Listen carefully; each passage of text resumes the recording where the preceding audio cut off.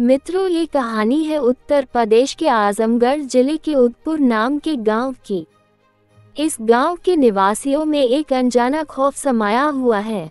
गांव की हर गली, हर नुक्कड़ पर और हर खेत खलिहान में एक नागिन मौत बनकर घूम रही होती है।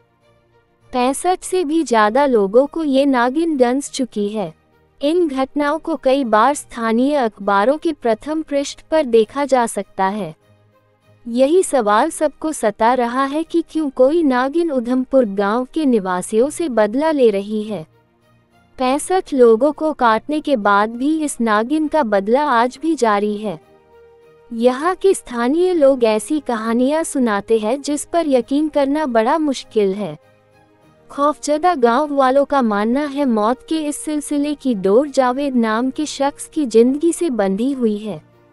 जावेद एक फक्का, अलमस्त और मनमौजी सा लड़का था। उसको एक लड़की से मोहब्बत हो गई थी। गांव से दूर वीराने में हमेशा वो उस लड़की से मिलने जाया करता था। पूरे गांव में जावेद के किसी लड़की के प्यार में पड़ने की खबर फैल चुकी थी, लेकिन किसी ने भी उस लड़की को नहीं देखा था। अपनी ही धुन में रहने वाला जावेद सबके लिए चर्चा का विषय बन गया था। उस लड़की के लिए जावेद की दीवानगी की बातें हर जुबान पर थी। एक दिन गांव के बच्चों ने जावेद को अकेले में बात करते देखा। क्या सच में कोई मौजूद था या कोई लड़की उसके साथ थी? और अगर वो साथ थी तो बच्चे उस लड़की को क्यों नहीं देख पा रहे थे?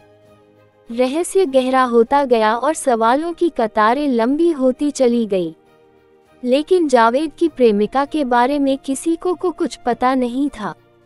इन सारी बातों के मद्देनजर जावेद के घर वालों ने एक नेक लड़की देख जावेद का निकाह कर दिया। जावेद को यह निकाह कबूल नहीं था, लेकिन घर वालों की जिद के आगे उसकी एक नहीं चली। जावेद ने घुटने टेक दिए और निकाह के लिए राजी हो गया। लेकिन इस खबर को वो अपनी मोहब्बत से कैसे छुपा सकता था? शादी की खबर सुनाने वो उस लड़की के पास पहुंच गया और तब हुई एक ऐसी घटना जिसे देखकर जावेद की रूह कांप उठी। क्योंकि लड़की समझकर जिसे वो अब तक प्यार कर रहा था वो थी एक इच्छाधारी नागिन। कहते हैं रूप बदल जाए लेकिन फितरत कभी नहीं बदलती, और वो लड़की भी जावेद की शादी की बात सुनकर नागिन बनकर जावेद को डंस लिया। फिर शुरू हुआ नागिन के बदले का सिलसिला और एक के बाद एक 65 लोग नागिन के विष का शिकार हुए। नागिन के खौफ से लोगों ने घर से बाहर कदम रखना बंद कर दिया। भय में डूबे गांव वालों के लिए नागिन का साथ देने एक नाग भी आ गया।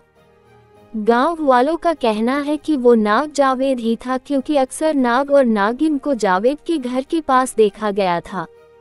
गांव के एक तांत्रिक दत्ताराम सेठ का कहना है कि ये दोनों नाग जावेद के घर को अपना बनाना चाहते हैं, तो इस तांत्रिक ने तंत्रों से इन नागों को जावेद के घर से दूर कर दिया और तभी से वो लोगों को डंस रहे हैं। इस घटना के बाद यही तांत्रिक सर्पदंश से पीड़ित लोगों का इलाज कर रहा है। ये तांत्रिक कड़कड़ाती ठंड में पीड़ित को ठंडे पानी से नहलाकर उनका इलाज करता है, क्योंकि उसका मानना है कि अधिक मात्रा में ठंडे पानी से सांप का जहर कम हो जाता है। इसी के चलते सांप के डसे 65 लोगों में सिर्फ एक की जान गई है। इतने जहरीले सांप के काटने के बावजूद ये ठीक हो गए हैं।